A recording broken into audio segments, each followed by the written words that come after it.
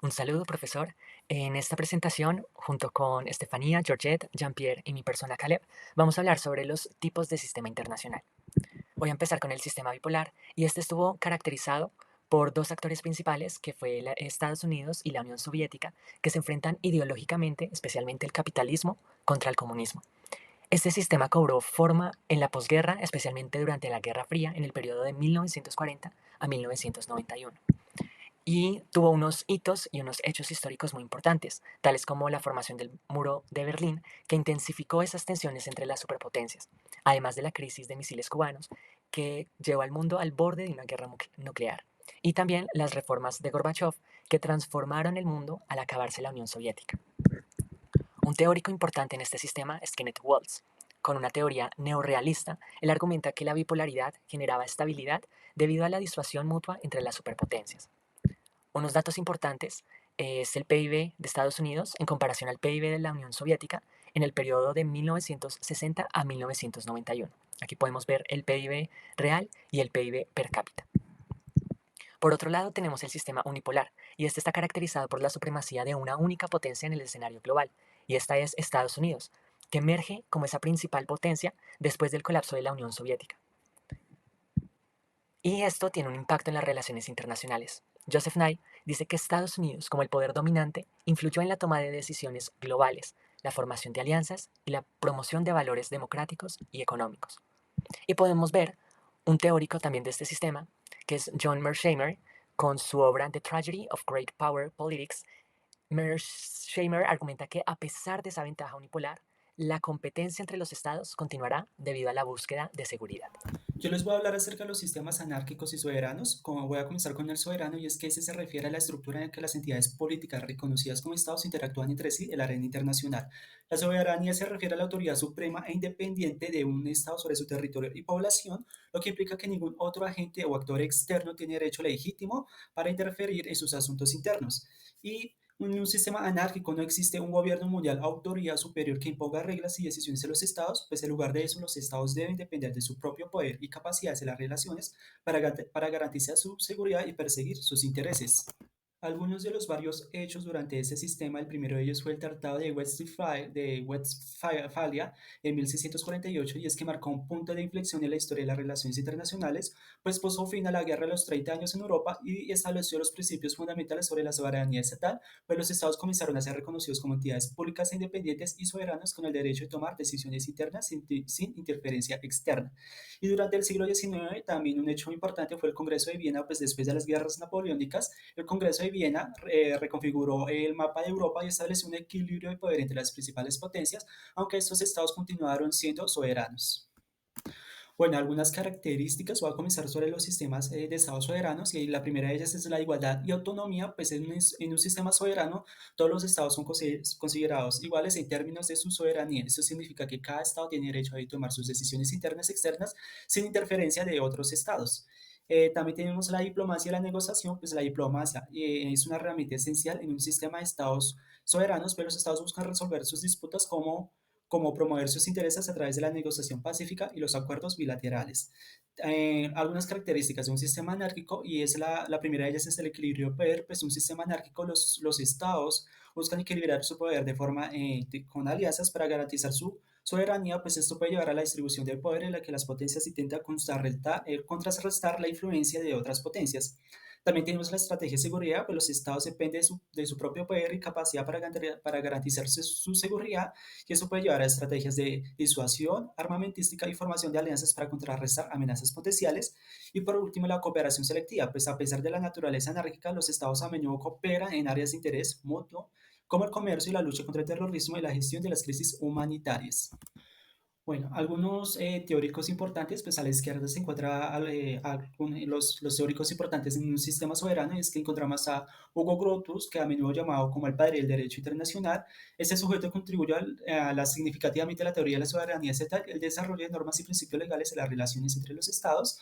También tenemos a Rousseau, pues aunque más conocido por su influencia en la filosofía política, Rousseau también contribuyó a la teoría de las relaciones internacionales de su obra El contrato social.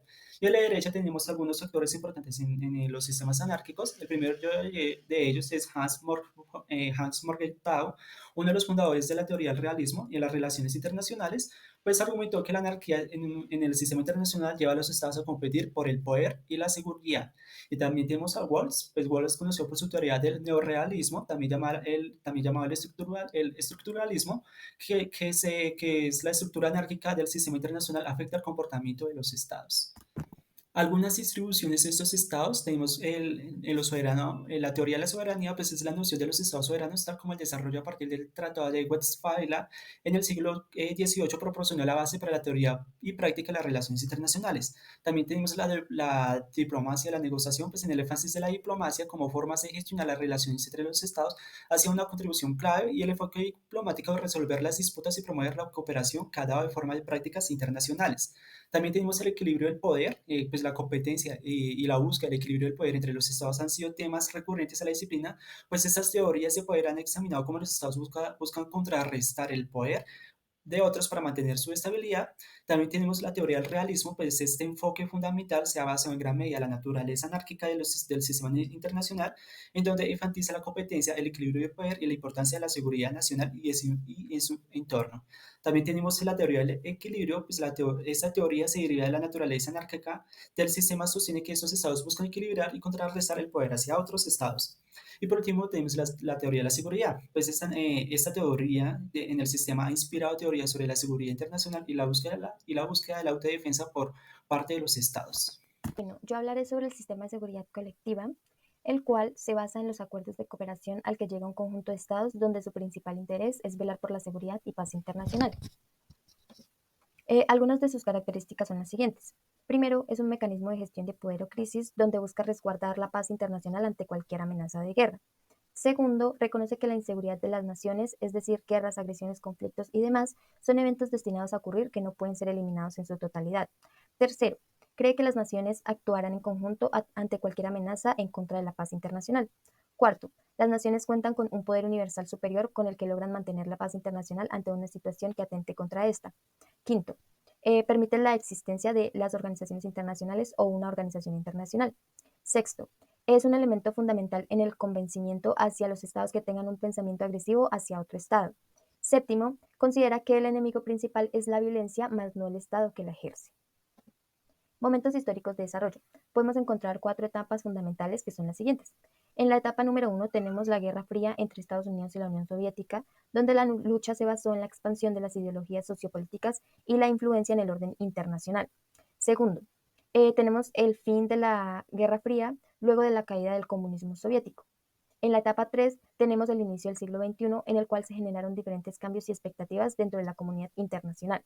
Cuarto, en esta etapa se encuentran momentos cruciales como, por ejemplo, el terrorismo internacional, las guerras de Irak y Afganistán, entre otros. En los hitos de transformación tenemos 2 importantes, que son el fin de la Guerra Fría y el mundo bipolar a causa de la caída del muro de Berlín en 1989 y el fin del Pacto de Varsovia junto con la disolución de la Unión Soviética en 1991. Luego se encuentra el atentado terrorista hacia las Torres Gemelas en Estados Unidos el 11 de septiembre del 2001. Principales actores internacionales. En la actualidad, los principales actores internacionales de la seguridad colectiva se encuentran dentro del Consejo de Seguridad de la ONU. Estos están divididos de la siguiente manera. 5 miembros permanentes, los cuales son China, Francia, la Federación de Rusia, Reino Unido de Gran Bretaña e Irlanda del Norte y Estados Unidos. Y 10 miembros que no son permanentes, los cuales se eligen cada año y duran un periodo de 2 años. Dentro de estos podemos encontrar Ecuador, Brasil, Suiza, Japón y muchos más. Consecuencias en las relaciones internacionales.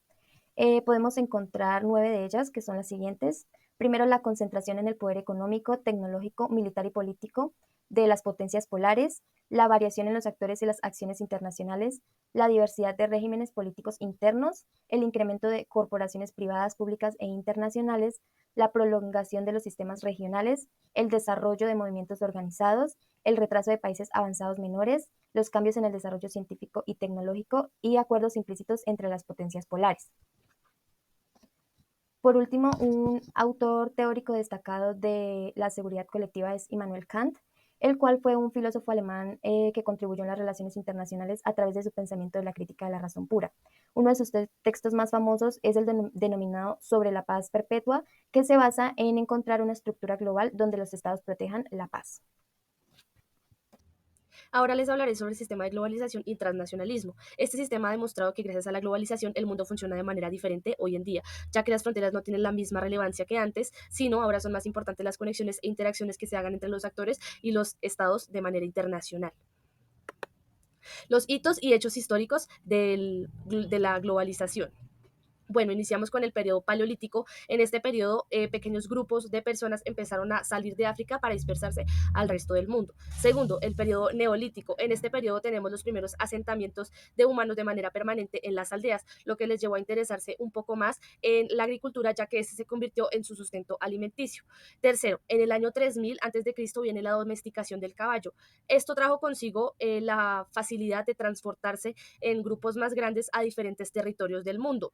Luego tenemos la era clásica. En esta era o en este periodo tenemos el surgimiento de nuevas religiones y las más importantes en el mundo hoy en día. También apareció el Imperio Romano y el Imperio de Alejandro Magno.